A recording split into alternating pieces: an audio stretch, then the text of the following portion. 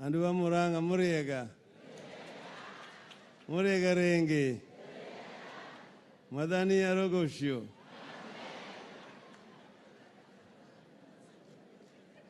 We have come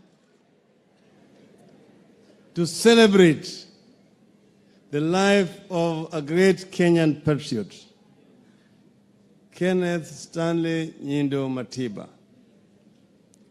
I'm here with my wife, Madam Raila Odinga, who has come here as a friend of the family. Madam, could you just stand up and wave?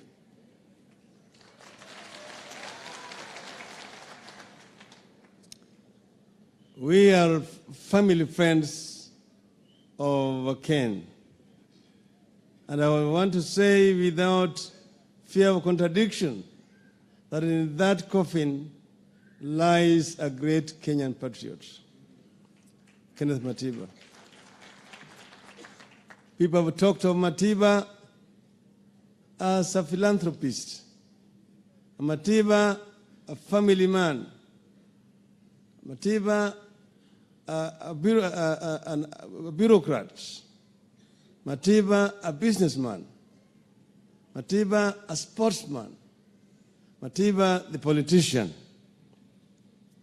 So people have done justice to a number of those topics, except one, Matiba the sportsman. I first came to know Matiba in the game of soccer. And we became close friends. At that time, he was the chief executive of Kenya Breweries. And because of his love for soccer and sports generally, he started a very, very strong club, the Kenya Breweries Football Club, which became the league champion.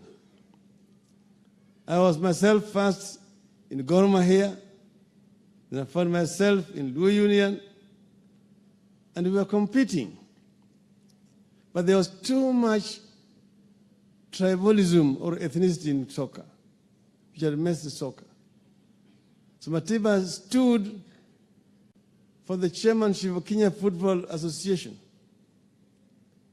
And they did, as usual, the rigging. It was rigged out. And when it was rigged out, then we convened a meeting. All of us were dissatisfied because we wanted a change in soccer management. So we convened a meeting. This meeting was held at the board of East African Power and Lighting boardroom, then headed by Mr. Gichau. And we came from different football clubs. And we sat there, and Ken was the one who was chairing it. And he said that these people are messing the soccer, the game that we all love. We must do something to organize soccer in our country. I am ready to do everything possible to use all my influence to reorganize soccer. And we agreed that we will work together. Present there was the late Jobo Mino. We elected Matiba as the chairman, Jobo Mino secretary, the late Mr. Gichau treasurer. I was organizing secretary. We organized soccer, and Matiba put a very strong team to manage soccer, particularly in terms of financing. And we brought in professional coaches into the country. And we improved the quality of soccer. Kenya, for the first time, won the East African Club Championship and also the National Championship under Kenneth Matiba. And he's the one who started the academies in the country. And he said, for us to succeed, we need to go professional. Of course, there's a lot of resistance about going professional. Some of you who are there may remember that Matiba brought Mr. Pele into this country to come and talk about how to improve soccer. But because of resistance against going professional, Matiba resigned out of the soccer administration, handed over all the books of accounts to incoming office, and went to do other things. So Matiba was somebody who was very principled, indeed. In those days, we had, of course, the clubs and the funds, and that became the basis of our organization later on. When Matiba found himself being rigged again in politics, he resigned from government and had just come from my second detention. And when they made that statement with Charles Rubia, by the way, I'm representing Charles Rubia in this occasion here, because he was not able to come. We were with him at the house, but he's not feeling well. That's why he was not there yesterday. That's why he's not here today. But the family are here. Will you just stand, the family of Charles Rubia? There, up there. So, after they made that statement, there was that chorus of condemnation. Tribalists, ethnic chauvinists. If you want to divide the country is not ready for multipartyism in another 100 years. This multipartyism is going to create a lot of ethnic divisions and hatred. So they were moving on, and then Ken looked for me and told me that, Raila, the rate at which these people are going, only Jaramogi can actually stop them. So I want you to talk to Jaramogi to agree to make a statement. So I arranged a meeting with Jaramogi. And when we met, Ken explained to Jaramogi, he said, Jaramogi, you are like a cock who crew too early, and the rest of the country was still asleep. Therefore, they didn't understand you. They didn't hear you when you were crowing. But now Kenyans are awake. Kenyans are ready to come with you. And I want us to work together. So then, after he finished, Jaramogi told him, I want you to bring your friend, Charles, because Jaramogi knew Charles better. So the following day, Ken came again with Charles Rubia. And we then now talked together, and we talked. Jaramogi had also a Chingonek with him, Lukobok. And then we agreed that Jaramogi would make a statement. Ken went back to Diani. Then that night, Ken's home was attacked. Edith was attacked. She was cut with pangas. When he got a phone call that Edith was in Nairobi hospital, Ken flew back to Nairobi. And then together we went to see Edith in the ICU in Nairobi hospital. There's some things which are not known to Kenyans.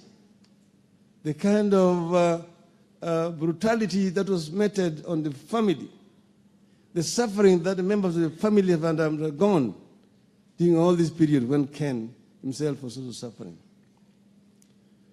So, but we agreed. Then I came to Riara, and we agreed that we are going to organize the Kamkunji meeting together. He said Ken had connections with matatus. So he would use matatus to mobilize people. And I would use my soccer connection, bring the Gor Mahia funds to fill the Kamkunji grounds. So he said we were going to go, because the statement was we were going to ask Kenyans if they are ready for multipartyism. Then our lawyers, I have not seen Paul Mwite here, and Gibson Kamau Kuria, Kiraitu is here. I think Kiraitu probably has represented them. And John Haminwa. Within no time, these people came. The Askaris were stationed in front of Matiba's office in College House. They were in my office. I found so many Askaris there, in Rubia's office. When I came out of the lift, I found them there. I went into the office. They followed me and said, no, I want you to know we are not here to harm you. We're only here to prevent Matiba and Rubia from coming to see you. Apart from that, Paul Mwite and Kamau Korea should not come into this office. You also should not go to the offices because there are also Askaris there in those offices. So I said, but how can I not see Kamau Korea and Hassan Matiba? Kamau Korea is the lawyer of this company, and I'm the managing director. How can you stop me from seeing my managing director? In the end, they said I can go. I went to Kamau Korea's office with Kiraitu, so many police officers. 2 days later, Matiba was picked up, and Rubia, ameenda, ameshotwa. Another 2 days, walikuja kwangu. Wakaniambia tunakutaka kwa dakika kidogo tu. Nasema nitakuja baadaye. No, tunataka wewe haraka sasa hivi. Tulienda.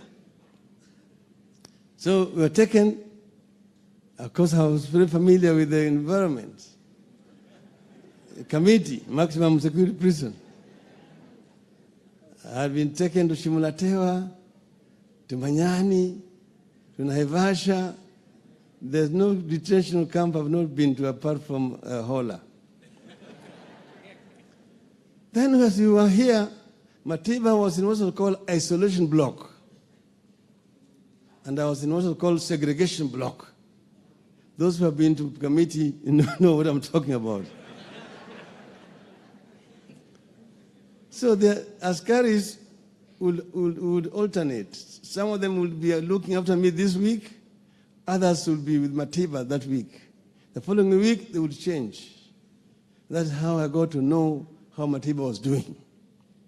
So they would tell me that your friend is a very clean man, very hard-working person. He has cleaned the entire block. And he has even... He must be able to make this a better place for all of us to live in. Does he run away from a fight? Never. Never. So, if you didn't give up when you're in captivity, how can you give up when you're free? Young Kenyans today, we need someone who can liberate us. He wants to be the leader that finally glues all the communities, all the diverse communities of this country. He's the nicest, sweetest man in the world. Raila cares. Raila cares. Raila Odinga cares for all Kenyans. His name is Raila Amolo Odinga. Why do we call him Baba? I don't think he does it for himself. I think he's reached a stage in his life where there's 45 million of us. We were sort of generally bullied by the older boys. And I do remember Raila coming and confronting the bullies. He knows what he was put on this earth to do, and he must finish it. He must be able to make this a better place for all of us to live in. Does he run away from a fight? Never. Never. So, if you didn't give up when you're in captivity, how can you give up when you're free? Young Kenyans today, we need someone who can liberate us. He wants to be the leader that finally glues all the communities, all the diverse communities of this country. He's the nicest, sweetest man in the world. Raila cares. Raila cares. Raila Odinga cares for all Kenyans.